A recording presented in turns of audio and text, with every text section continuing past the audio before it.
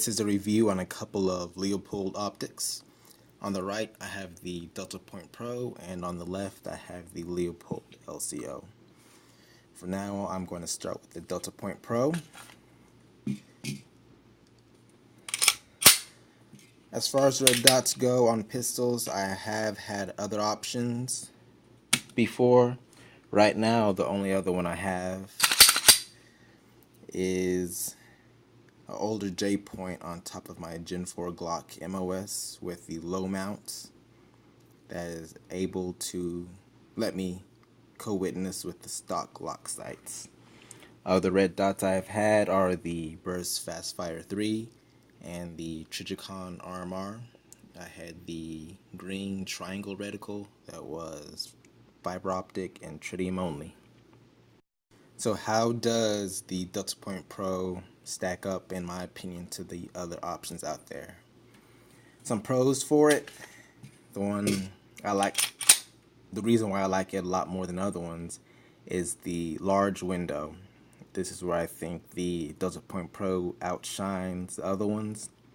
This is the 7.5 MOA triangle reticle, if you guys will be able to tell a little bit.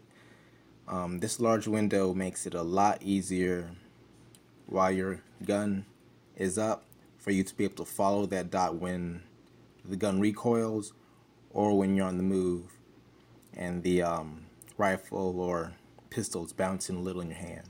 You have a much larger window, so you can keep track of that reticle a lot more easy than something like a J point, RMR. You might lose track of it and then you end up looking for the dot all over the place. Of course, skilled shooters, which I'm not, probably have no issue always keeping track of the reticle on their optics, but for somebody who's new, I believe this is a great option for you to be able to stay on target fast and quick. Some negatives, down points, cons about the LCO.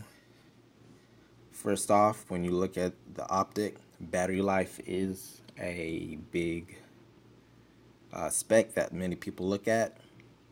There's no listed spec on Leupold's website. That's not a good sign about battery life.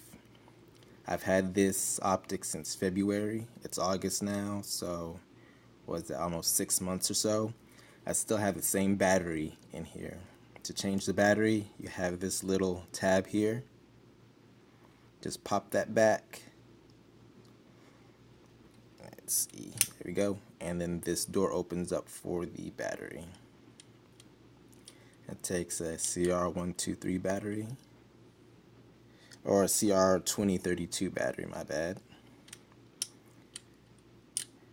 The optic turns off after it is idle for some time, so that conserves battery life. This one has been constantly on for the whole duration I've had it. If I can get this battery back in. There we go. To change the brightness, you have this button right here with the Leupold symbol. You press that to adjust the brightness. Where's the reticle? Did I put the battery in correct? You press this button to change the brightness of the reticle. When I'm outside, it has to be on the highest power for me to be able to clearly see it, but it is clearly visible in just bright 100-degree sunlight. When you're at the highest setting, it will blink twice to let you know, well, it's going to go back down to the lower setting. There we go. So that's the highest setting right there. Once I hit it again, it's going to start going back down. So another issue with it is the options to co-witness with your iron sights. As you can see, the rear slot for my iron sights was used up for the milling for the optic, and I still just have the basic front sight. Well, it's a tritium front sight from some other irons I used to have on it. But I believe for me to co-witness, I will have to get a suppressor front sight And here on the back, you have this little plate that will be removed by these two screws on both sides. And Leupold makes some iron sights that will slip into the back, and you can adjust the height and windage for it. So you'll be able to co-witness with your optic. As far as durability goes, I haven't tested it out. I had to buy the optic myself. I'm not going to purposely bang it around and see how tough it is. But Leupold has established a name for itself, and their optics are used in police and military applications. So the name's good enough for me to trust it. But then again, with this one, I'm not using it for any kind of harsh applications. If you are looking to get a red dot on your pistol for self-defense means, this would probably not be the first one I would choose. I would choose the J-Point with the low mount first, mainly because since it's lower and you can co-witness with your iron sights, coming up from the draw and finding that red dot is going to be a lot quicker and a lot more natural than something like this, because it sits so much higher. I know when I first got it, when I come up, I'm trying to look for the red dot, seeing where it is, because it's not going to be in the same place as what you're used to if you have become comfortable and have that muscle memory where your pistol should be after you've drawn your handgun. So because it's high, you're going to retrain yourself to quickly find that red dot in that window. Something like the J-Point would be more natural and the first choice I would go with.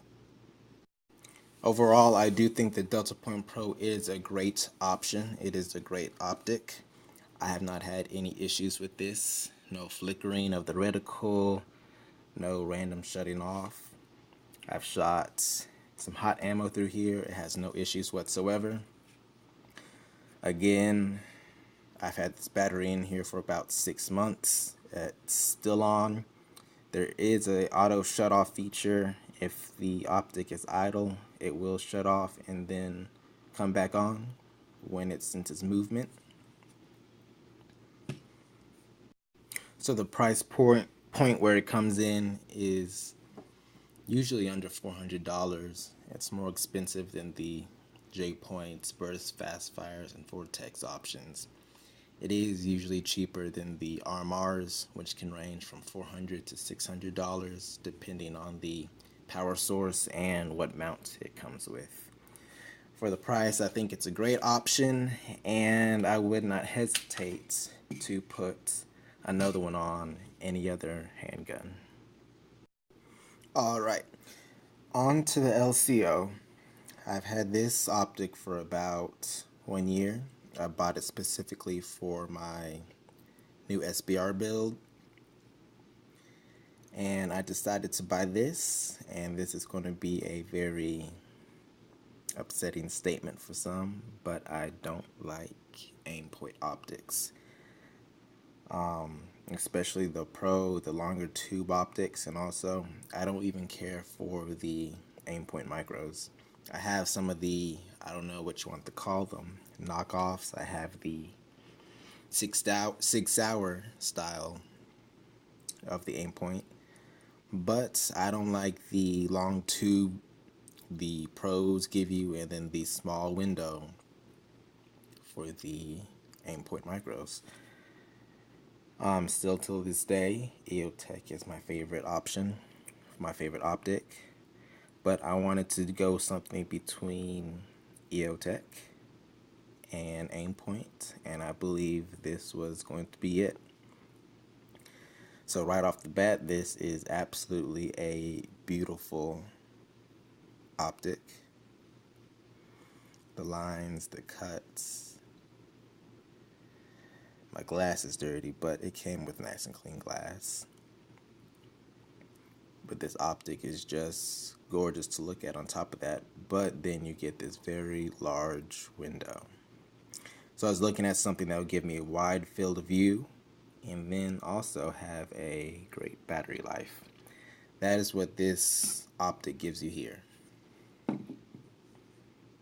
I think today you can probably find this maybe on a sale south of $900, but usually anywhere from $925 to $1,000. And a lot of you are going to say, is it worth it? Something that costs $1,000. This is probably one of the most expensive red dots out there. And for the price you pay, why would you get this when you could get two MROs, two EOTechs, an aim point, something like that? I was very interested in this. I saw it and I knew I had to have it, had to try it out. So some pros of this: it has a long battery life. That was one of the main things I looked at. It claims a 5-year battery life similar to the MRO or aim points options. It uses a CR123 battery, which is housed here with a cap with a O-ring that is sealed to not let water in. I don't think straight flat out it has 5 years battery life. What this does, similar to the Deltapoint Pro, is it will turn off after a certain amount of time of inactivity, and then it will come back on once it senses movement. To operate this, the controls for on and off and their intensity settings are right here on the side. This is night vision compatible, so I can go all the way, that's up, but I don't think I'd turn it off going all the way down, but something all the way down would be night vision. When I'm outside in bright heat or bright sun, I do not have to go to the highest setting like I do with the Deltapoint. This maybe about 4 or 5 clicks below the highest is all I need for me to be able to see it. Same with the Deltapoint Pro. Once I get to the highest, it will blink. There you go. That lets you know it's at the highest setting if I keep doing it. To turn it off, you press and hold this button on the side.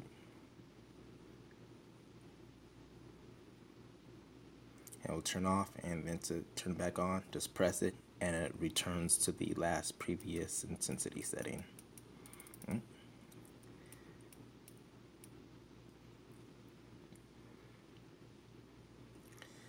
So some negatives about it. One thing that people love to do when they buy their optics, especially with the aim points and MROs, there are several aftermarket options for mounts.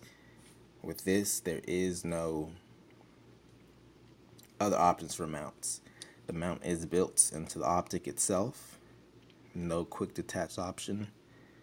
But I have not had any issues with this coming loose, anything like that. It's just a simple screw. I get something.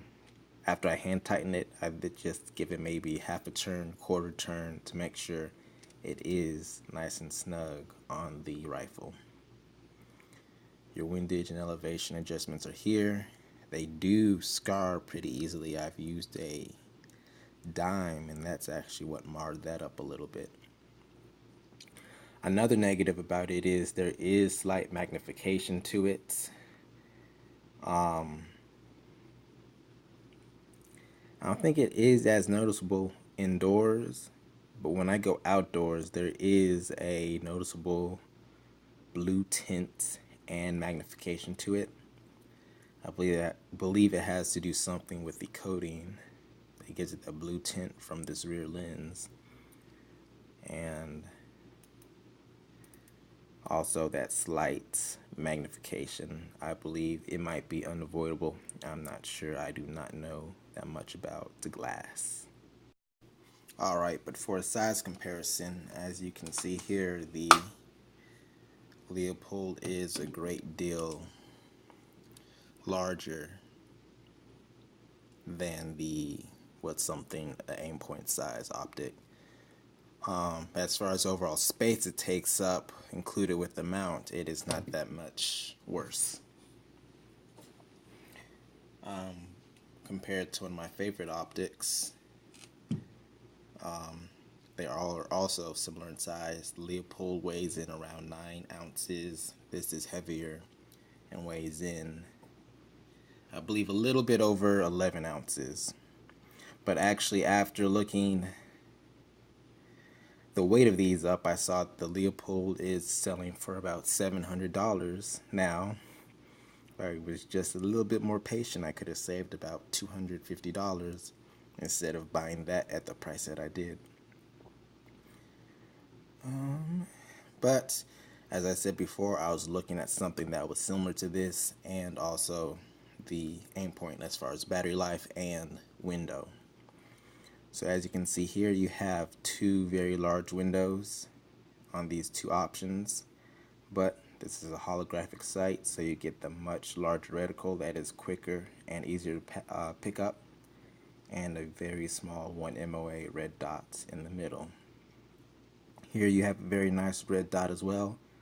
It is quick to pick up, but this reticle, this option, the look, I enjoy this a lot more than the other options out there.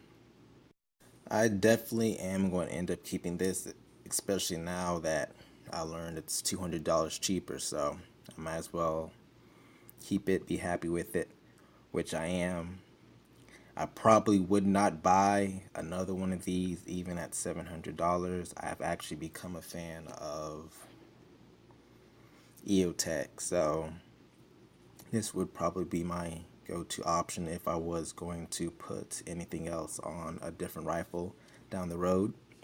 But if you guys are looking for something that is not that common, which is another reason I selected this over any of the other options for my SBR, I wanted something a little bit more unique. I would say probably 7 out of 10 times you see somebody put something on their rifle, it's going to be aim point. EOTech is probably the next popular option, and then most likely something from Trijicon is right after that, or if not equal to EOTech. But I wanted something that would give my rifle a little bit unique look and stand out from the rest, and I chose this beautiful option right here.